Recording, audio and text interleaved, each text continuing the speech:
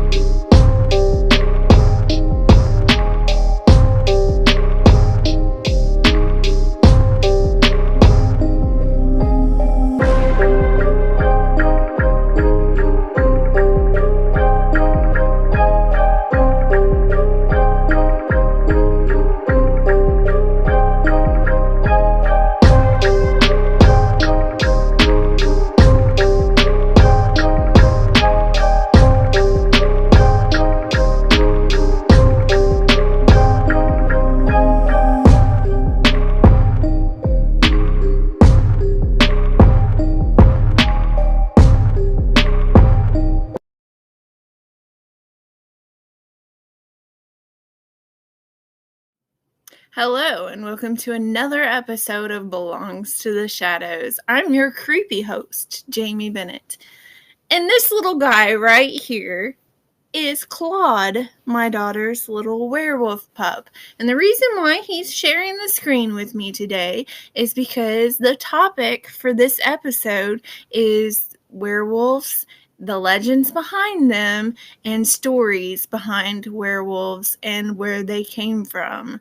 I hope that you find this episode to be creepy, informational, and creepily educational. Enjoy this episode. The very first werewolf,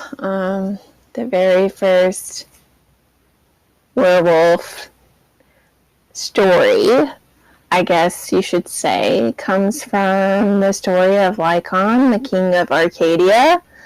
The story is from Greek mythology, and it's the story that says that the king of Arcadia, King Lycon,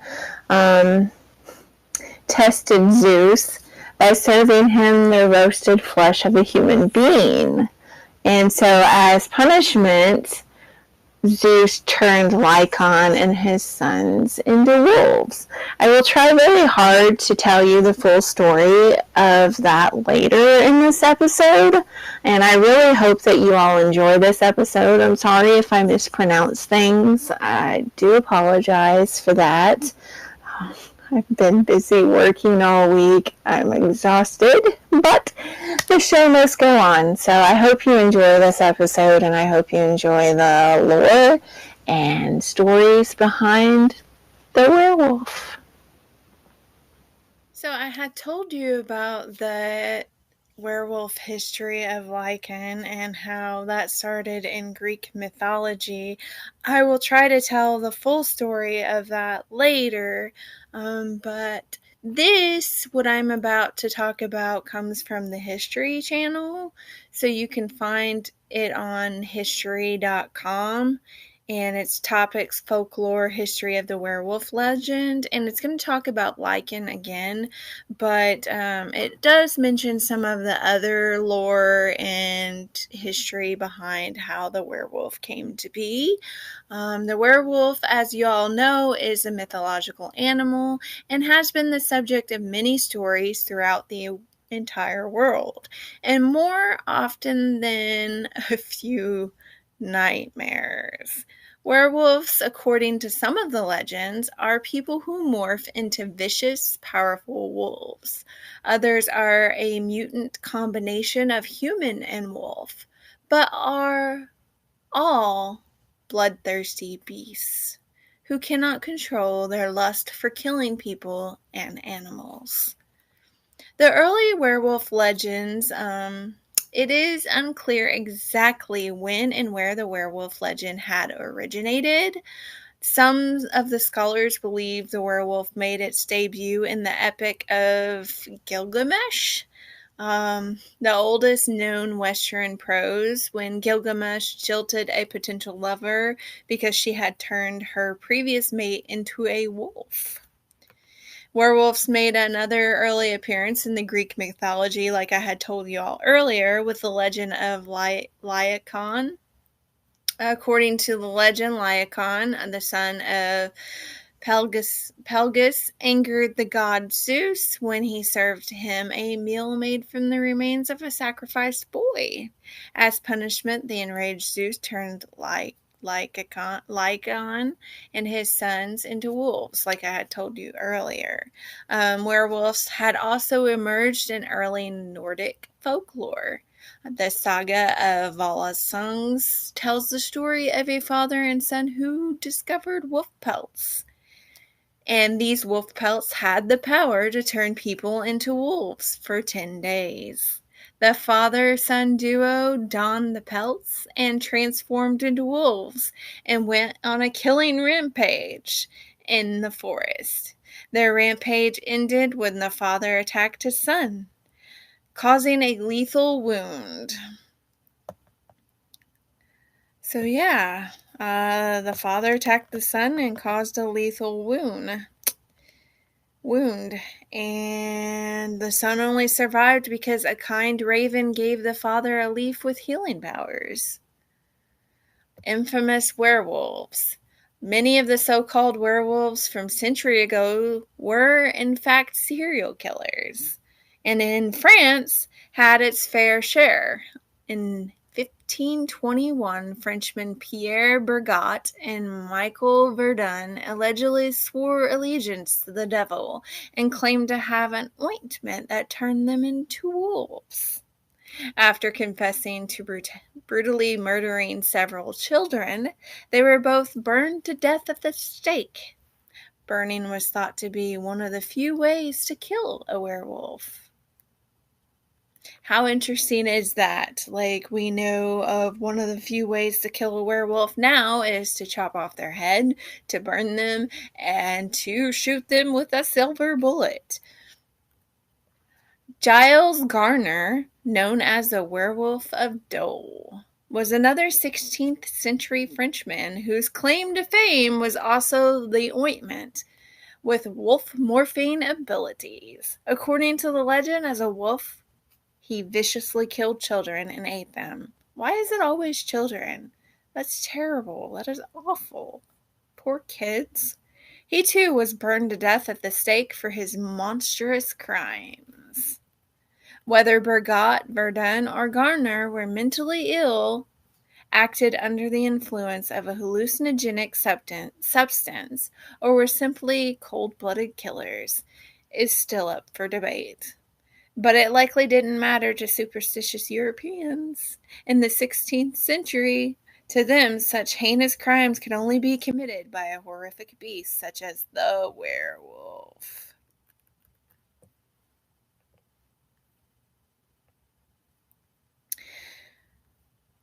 The Bedburg werewolf. Peter Stubb, a wealthy 15th century farmer in Bedburg, Germany, could very well be the most notorious werewolf of them all. According to folklore, he turned into a wolf-like creature at night and devoured many of the citizens of Bedburg. Peter was eventually blamed for the gruesome killings after being cornered by hunters who had claimed they saw him shapeshift from wolf to human. He experienced a grisly execution after confessing under torture to savagely killing animals, men, women, and children, and eating their remains. He also declared he owned an enchanted belt that gave him the power to transform into a wolf at will. That's not surprising. The belt was never found. Peter's guilt is controversial since some people believe he wasn't a killer, but the victim of a political witch hunt. Or shall we say, werewolf hunt? Either way, the circumstances surrounding his life and death had stoked rampant fears at the time that werewolves were on the loose. The shapeshifter as a werewolf. There are some legends that maintain werewolves shapeshifted at will due to a curse. Others state that they transformed with the help of an enchanted sash or cloak made of wolf pelt. Still, there were others that had claimed people became wolves after being scratched or bitten by a werewolf. In many of the werewolf stories, a person only turns into a wolf when there's a full moon. And that theory may not be far-fetched. According to a study conducted at an Australia's Calvary Mater Newcastle Hospital, a full moon brings out the beast in many humans.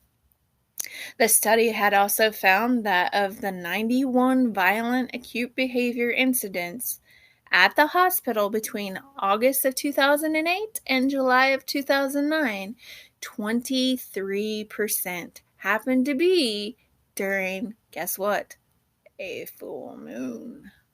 Patients attacked staff members and displayed wolf-like behaviors such as biting, spitting, and scratching, although many were under the influence of drugs or alcohol at the time. It's unclear why they became intensely violent when the moon was full.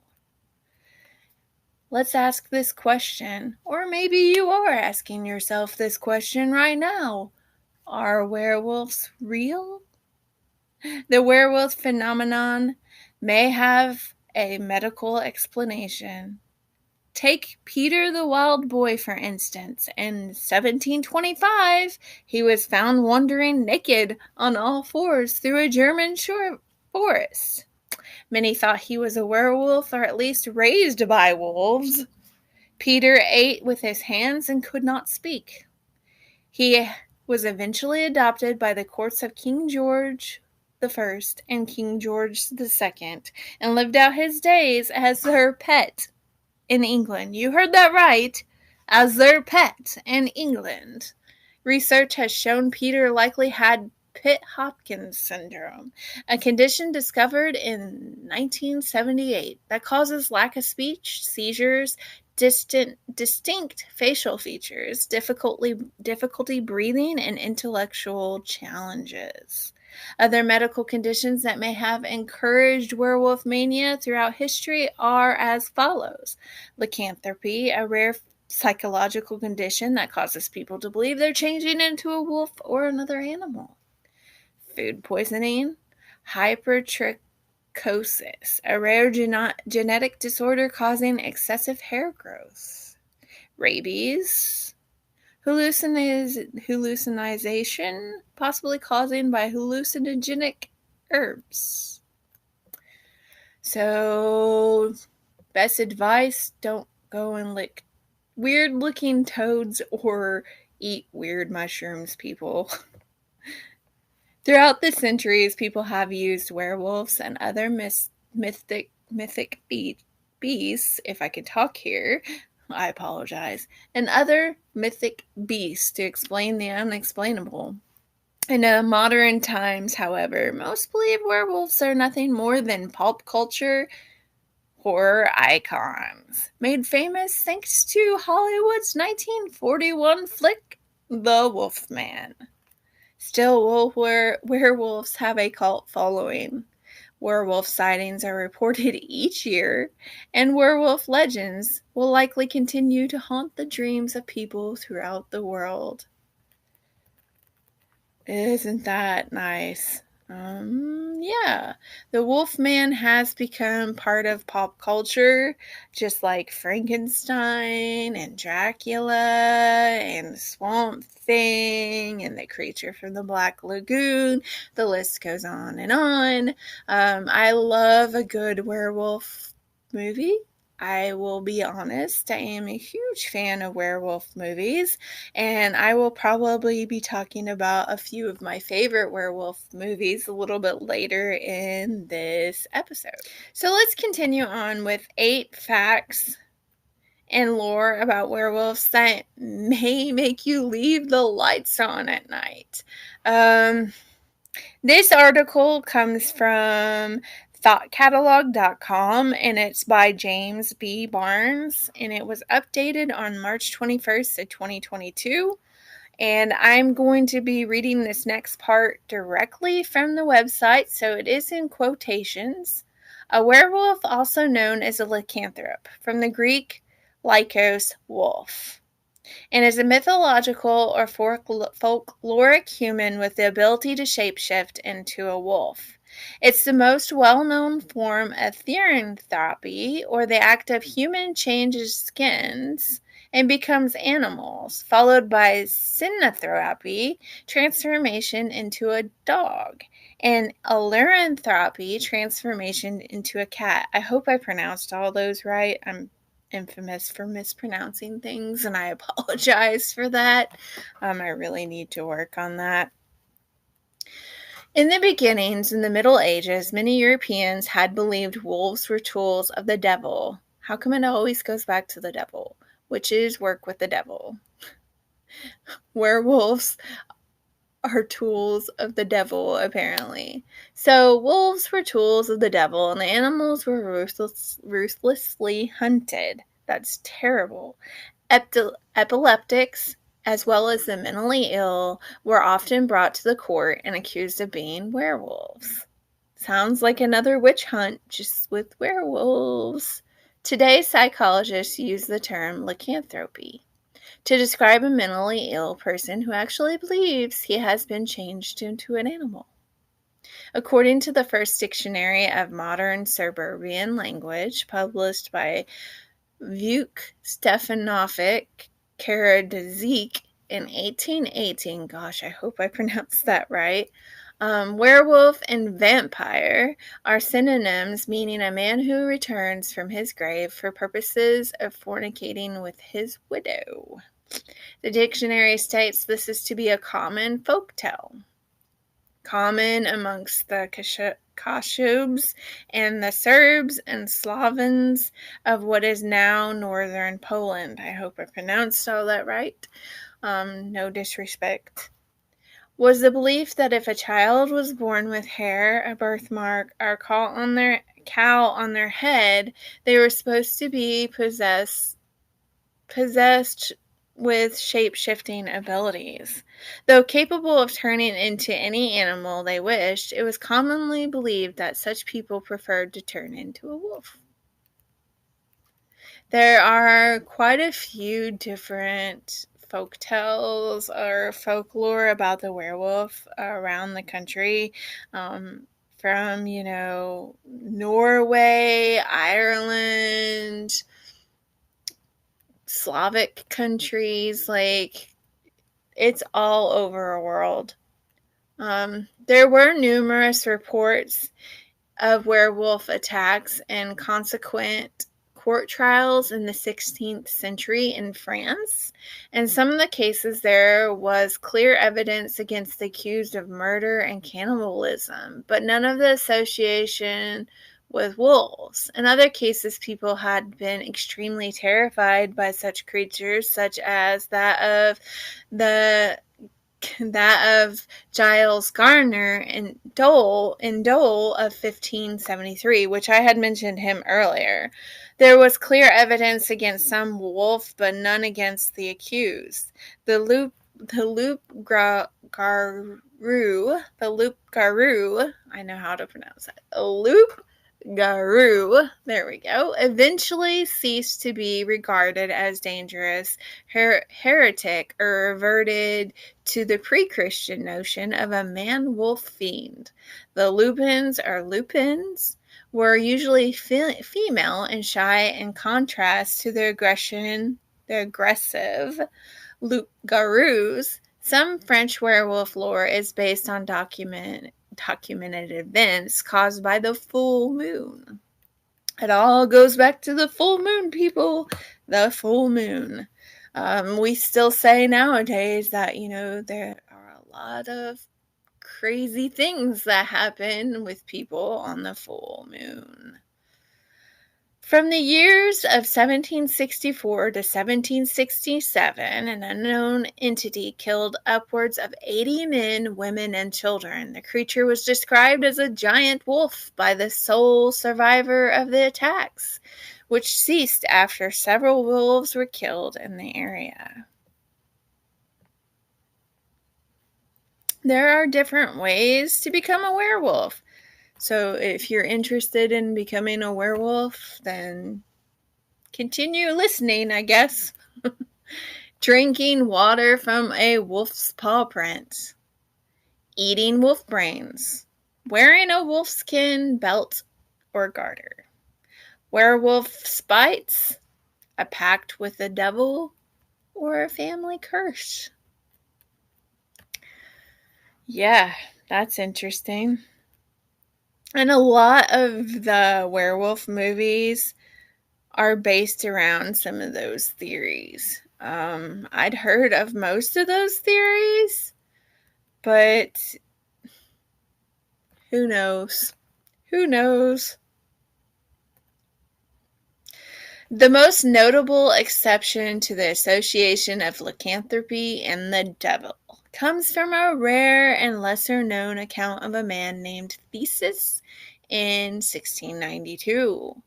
The Jurgenberg Livonia Theseus testified under oath that he and other werewolves were the hounds of God.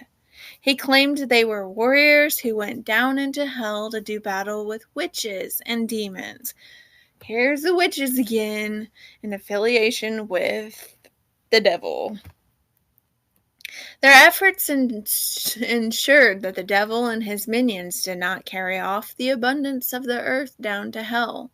Theseus was steadfast in his assertions, claiming that werewolves in Germany and Russia also did battle with the devil's minions, and in their own versions of hell, and insisted that when werewolves died, their souls were most welcomed into heaven as a reward for their service.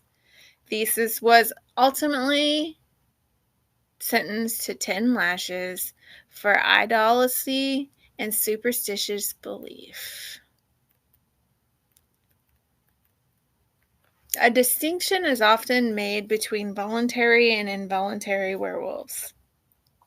The former are generally thought to have made a pact, usually with the devil, and morph into werewolves at night to indulge on mischievous acts.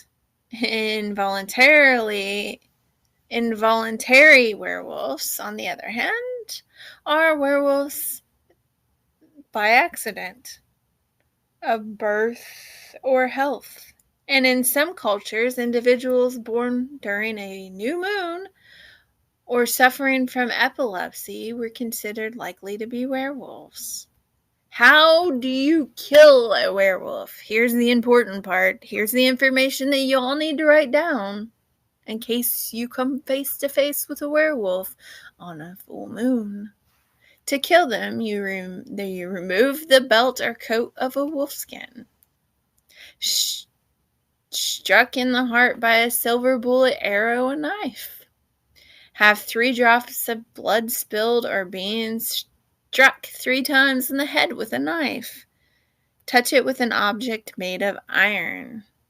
To turn into a werewolf, throw an iron object over its head. Submerged into fresh water. Rolling in grass wet with dew. Water is an important part of the myth. To kneel for 100 years without moving or being disturbed. Watching themselves or other werewolves on film. Yeah, so here's the werewolf's vulnerabilities. They have several described weaknesses, the most common being an aversion to wolfsbane, a plant that supposedly sprouted from weeds watered by the drool of Cerberus, while he was brought out of the underworld by Hercules, and a notable dislike for certain metals like iron and silver, which are both considered to represent the moon. Unlike vampires, werewolves are not harmed by religious artifacts, so no using the cross on the werewolf. You just knock it out of your hand and not think anything of it. Or holy water does not work on them either. The word werewolf literally means man-wolf. Since were is the Saxon word for man, many countries and cultures influenced by them have stories of werewolves, including Albania, France, Greece, Spain, Mexico, Bulgaria, Turkey, Serbia, Russia, Ukraine, Croatia, Poland. There are a whole bunch of legends of werewolves, like I said earlier, all over the world.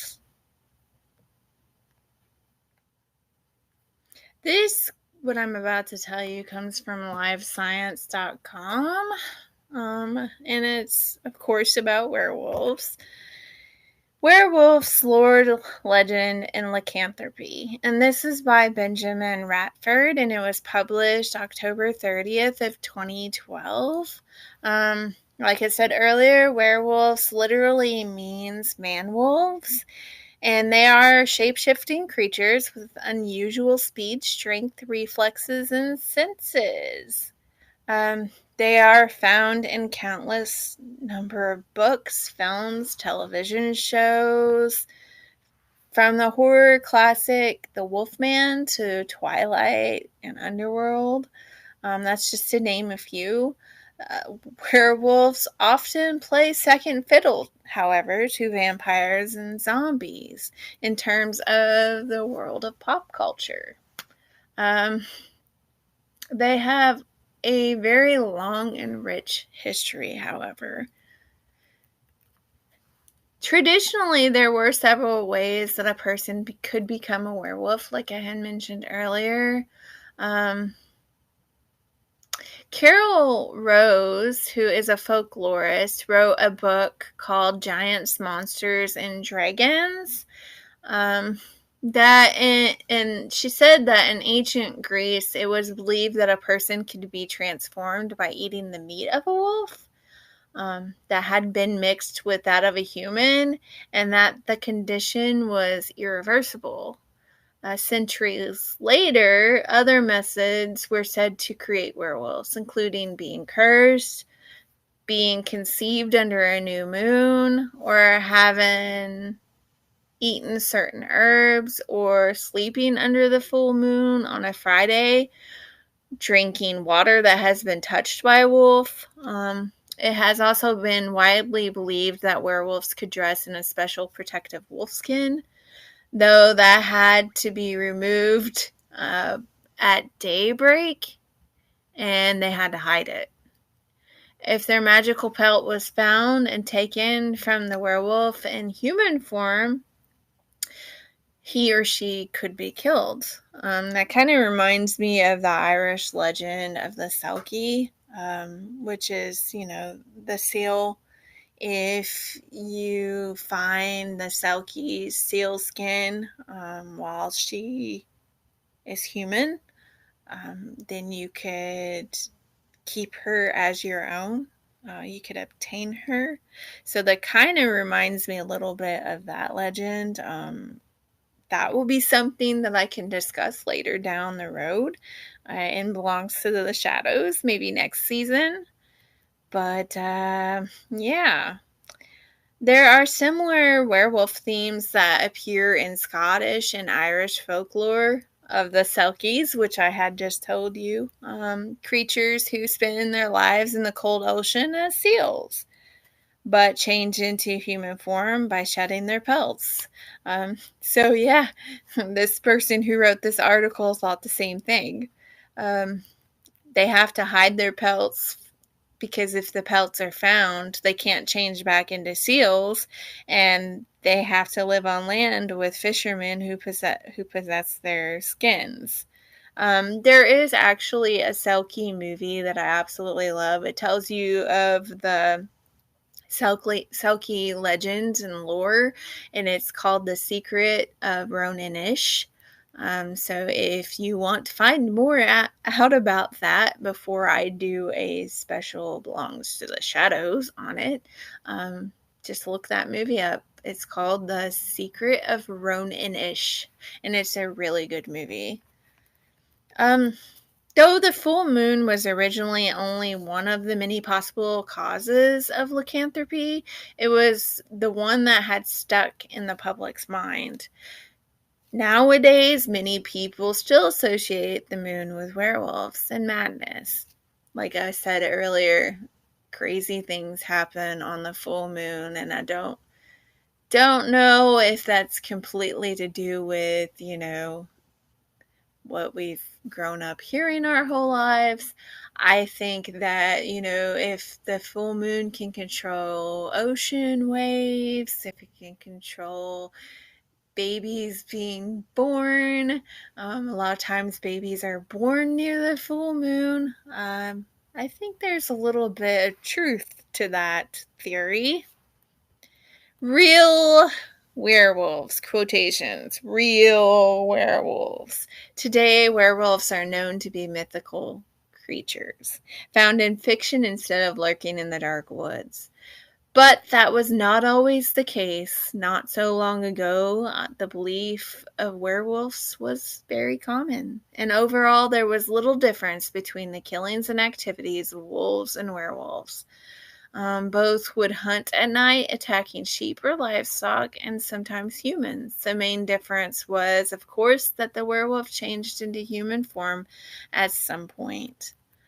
There had been several medical conditions that can mimic the appearance of a werewolf and may have contributed to the early belief in the literal existence of the creatures. And I had told you about that earlier. Hypertrichosis, which creates unusually long hair on the face and body. That was one of the main medical conditions. There are other medical conditions that could make werewolves seem real. Clinical lycanthropy is a recognized medical condition in which a person believes him or herself to be an animal. And indeed, there are rare cases where people have claimed to be werewolves. There is an example of this in 1589, which I had mentioned earlier. A German man named Peter Stubb claimed to own a belt of wolfskin that allowed him to change into a wolf. His body would bend in a lupine form, and his teeth would multiply in his mouth, and he would crave human blood. There have been several other stories, and I had mentioned them earlier. But because lycanthropy was seen as a curse, werewolves were often thought of as victims as much as villains. The transformation from man to wolf was said to be torturous. Recall such scenes in the film An American Werewolf in London. That's one of the werewolf films that if you are interested and you have enjoyed hearing about werewolves, you should definitely check that film out. I highly recommend it, but it is definitely not for children. So viewer discretion is strongly advised. Many sought cures for real and imagined symptoms. Traditionally, there are three principal ways in which a werewolf can be scourged of his demons. That was written by Ian Woodward in The Werewolf Delusion. He can be cured medically or surgically and may be exorcised, and the most drastic may be shot with a special bullet. Silver. Typically a silver bullet. When the medicinal and surgical cures were attempted, they involved lots of bloodletting, vomiting, vinegar drinking, and in fact, Woodward had noted so severe, so brutal were the cures advocated by early medical practitioners that, not surprisingly, a great many werewolfic patients died by the hands of those who promised them salvation. Early medical practices were brutal, especially with the whole bloodletting thing. Yeah, that was practiced with many different medical issues. Werewolves are the best known shapeshifters. They are not the only were-animals said to exist around the world. Others include were-foxes, were-dogs, were-tigers, were-snakes, were-hares, were-bears, and were-crocodiles. I feel like I'm in the Wizard of Oz. Lions, tigers, and... oh my. Lions, tigers, what is it? Lions, tigers, and bears. Oh my. I don't know. I don't remember. That's sad. I do not remember. But I feel like I am in the Wizard of Oz right now. Of course, wolves are more threatening than dogs and foxes. There's a reason why most werewolf films are scary. And Wallace and Gromit's The Curse of Were-Rabbit was very much a comedy. Like vampires, werewolves have often been around for a millennia, and nothing short of a silver bullet is likely to stop it from being around millennia more. Is written in this article. Benjamin Ratford is a deputy editor of Skeptical Inquirer, which is a science magazine, and he's the author of 6 books, including Tracking the Chupacabra, The Vampire Beast in Fact, Fiction, and Folklore. His website is www.benjaminratford.com. If you want to read some more of his stuff, I'm going to put a shout out for him because this article has so much more to it than what I had read to you all. To what I have included in this episode of Belongs to the Shadows. So if you're interested, please check out his website. He is a very good author, and he is very interesting. I found a lot of his stuff to be extremely interesting. So as promised, I'm going to tell you the story of King Lycaon in Greek mythology. And then after I tell you this story, I'll give you a good list of werewolf movies that you can check out if you want to on your downtime. But here is the story of King Lycaon in Greek mythology, and I don't own the rights to this. It is Greek mythology. Lycaon was a king of Arcadia in Greek mythology, but he was punished by Zeus for his trickery. Lycaon is often cited as being the first werewolf. That's why he's important to this episode. He was known as the first werewolf.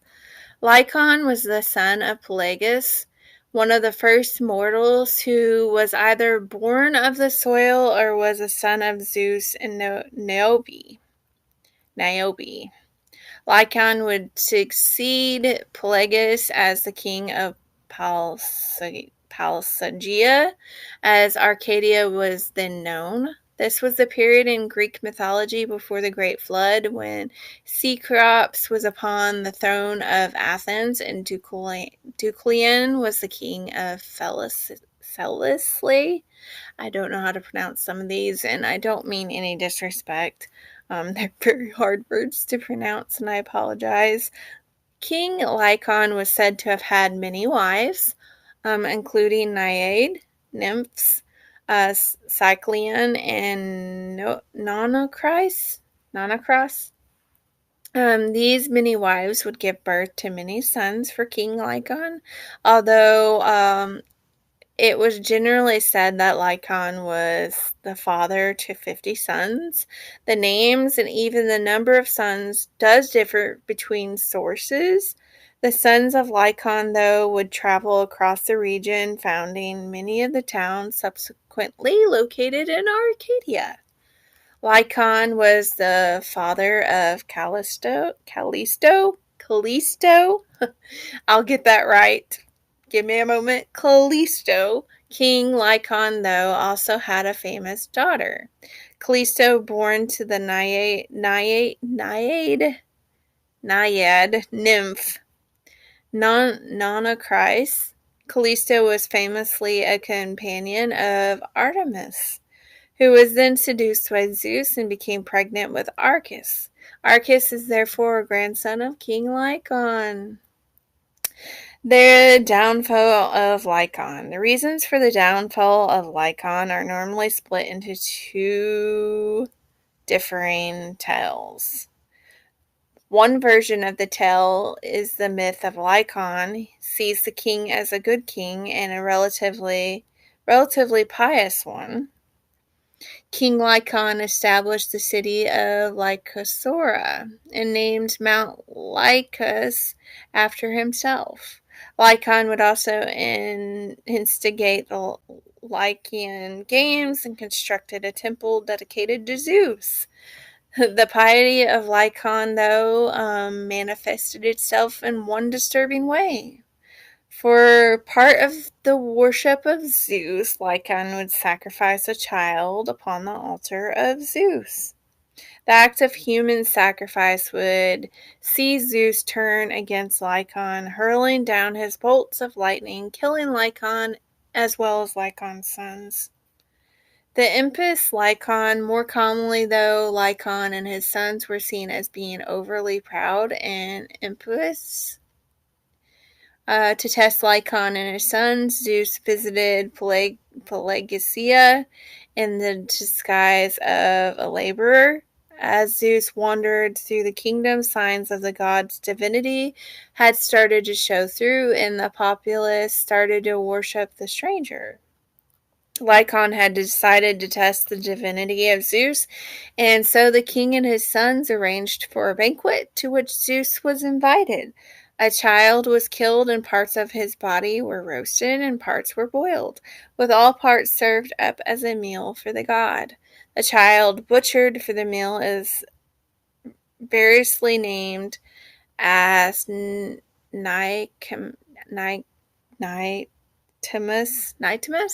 a son of Lycaon, Arcas, the grandson of Lycaon, or else an unnamed Malaysian child captive. I apologize for not being able to pronounce these words. So sorry. A furious Zeus overturned the serving table, and the god had his vengeance upon Lycaon and his sons. Now it was said that either Lycaon and his sons were all struck down by lightning bolts, or else it was the sons who were killed while Lycaon fled from the palace and was transformed into a wolf by Zeus, hence the belief that Lycaon was the first werewolf. The successor to King Lycaon, it was usually said that one son of Lycaon survived the attack of Zeus, this son being the youngest, Nitimus, with survival either due to the intervention of the goddess Gaia, or else it was Nitimus who had been the sacrificial son. And as a result, he was resurrected by the gods in much the same way as Pelops would also be resurrected. In most cases, it was Nitimus who succeeded Lycaon as king, although occasional generation was missed, and instead of Arcas, was made king instead. The successor of Lycaon ruled for but a short time in any case, for it was commonly said that the actions of Lycaon and his sons was the reason why Zeus sent the deluge upon the earth to destroy the generation of man. So that's the story of King Lycaon, the first known werewolf, or who the world sees as the first known werewolf. Who knows if he was the first known werewolf, or who knows if he was the first werewolf. It's all hearsay, as they say. As promised, I'm going to give you a brief list of werewolf movies, starting with, yes, the Twilight series. I'm guilty of watching that, and I'm guilty of reading the books, but it does have, Jacob, Team Jacob, wolves, werewolf-like creatures in the film. And I do like watching that movie when I need background noise while I'm doing artwork. It was not too bad of a film. Everybody has a right to their own opinion. And then there's also the Underworld series, which is one of my favorite movie series that includes werewolves. It also has vampires, so that's a good movie series that you can watch. If you want to watch a comedy, you can watch Teen Wolf. That's a pretty good one. I love Teen Wolf. There's also the TV series by the same name called Teen Wolf. And then you have Ginger Snaps, which is more of a gorier, like, scary type of werewolf film. You have The Wolfman, you have American Werewolf in London, you have Blood and Chocolate, which is one of my personal favorites. I actually read the book before I watched the film, and the book is a lot better. They do change the film from the book, so I would recommend you all reading the book first and then watching the film and then gathering your opinion. But it is one of my personal favorite movies. There's also Van Helsing, and then you have classics like The Fury of the Wolfman and House of Dracula. There's also The Howling, and then you have a movie called Cursed, which has Christina Ricci in it. It's one of my personal favorites. I really liked that movie. So there are so many werewolf movies and movies that include werewolves that you could totally watch. Just put yourself a good list together and watch it during the Halloween season. Of course, you don't have to watch it during the Halloween season. If you're anything like me, Halloween is all year round. So, just watch you some good werewolf movies. Claude and I hope that you found that episode to be creepy, educational, and informational. And stay tuned until after this episode for a special feature. Until next time, catch y'all on the flip side. Okay, as promised, the special feature after belongs to the shadows. I thought that it would be fun to read you all the old fairy tale of Little Red Riding Hood. Why not? I mean, come on. It includes a werewolf-like creature.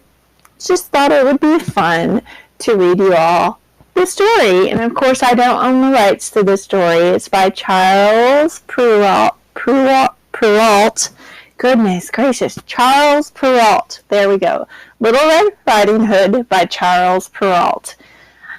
Here we go. Once upon a time, there was a little village girl, the prettiest that had ever been seen. Her mother doted on her, her grandmother was even fonder, and made her a little red hood, which became hers so well that everywhere she went by the name of Little Red Riding Hood. One day her mother, who had just baked some cakes, said to her, "Go and see how your grandmother is, for I have been told that she is ill. Take her a cake in this little pot of butter." Red Riding Hood set off at once for the house of her grandmother, who lived in another village. On her way through a wood she met an old father wolf. He would have very much liked to eat her, but dared not to, on account of some woodcutters who were in the forest. He asked her where she was going. The poor child, not knowing that it was dangerous to stop and listen to a wolf, said, "I am going to see my grandmother, and I am taking her a cake and a pot of butter, which my mother has sent to her." "Does she live far away?" asked the wolf. "Oh, yes," replied Little Red Riding Hood. "It is yonder by the knoll, which you can see right below there, and it is the first house in the village." "Well now," said the wolf, "I think I shall go and see her too. I will go by this path and you by that path, and we will see who gets there first." The wolf set off running with all his might by the shorter road, and the little girl continued on her way by the longer road.